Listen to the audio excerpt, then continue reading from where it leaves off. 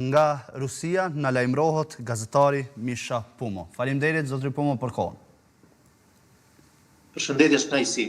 Po e nisim me Pumën, me qënë se edhe po besoj ka përcjell një soj si edhe Beqiri nga afër se atë se çfarë ka ndodhur gjatë këtyre orëve të fundit, një takim i cili ndonse u tha se ishte konstruktiv, mirë po nuk pati ndonjë përparim të theksuar. Çfarë po raportohet realisht atje në Rusi, zotri Pumo? Po në fakt ashtu është, siç ishte edhe pritshmëria në fakt prej këtij takimi, ashtu dhe doli, domethënë palët u takuan, le të themi folën gjatë e gjerë për pikat e planit të Trumpit, shumë pikat të tyre u ballafaquan, le të themi, pozitat e njërës palë me palën tjetër.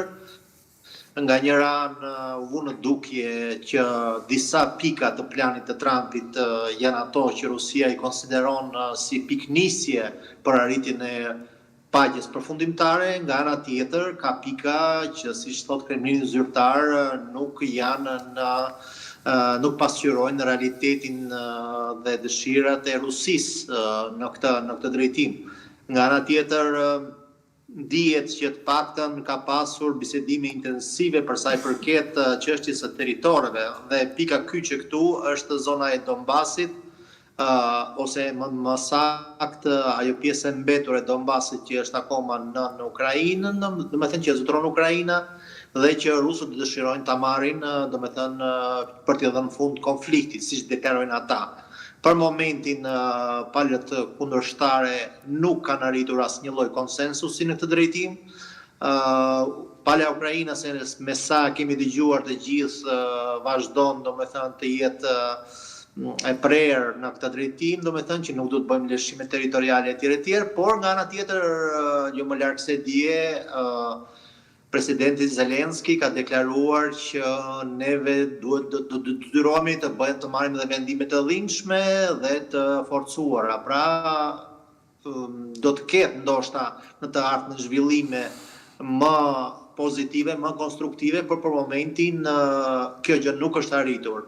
Dhe si përfundim, takimi përfundoi me një dërgim të falash nga Putini Trumpit.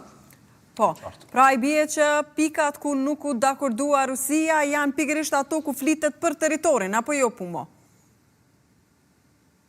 Me sa kuptoj, janë 3 pikat kryesore, domethënë është e para është kjo e Donbasit, e territoreve, e dyta është për sasinë e ushtrisë ukrainase, që për momentin ata janë rreth 850.000, domethënë efektiv ushtarak, që Ukraina dëshiron dhe domethënë ngul këmbë që ta mbaj.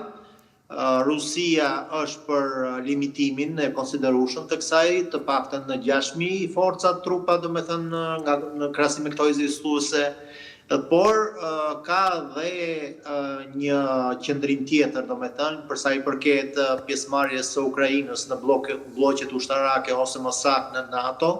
Ukraina insiston për hyrje në këtë blok ushtarak, ndërsa Rusia është kategorikisht kundër, duke kujtuar që kjo ishte një nga arsyet e fillimit të luftës në Ukrainë. Nga ana tjetër, shumë analistë ndryshëm ndërkombëtarë edhe në Rusi, por edhe në vendet e tjera, thonë që të paktën kjo pikë është një nga ato më të rregullueshme, nëse mund të përdor të fjalë.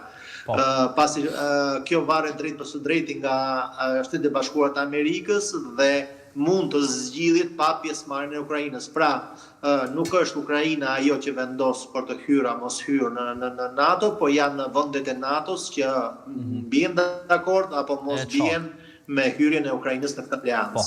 Zotri Beqiri,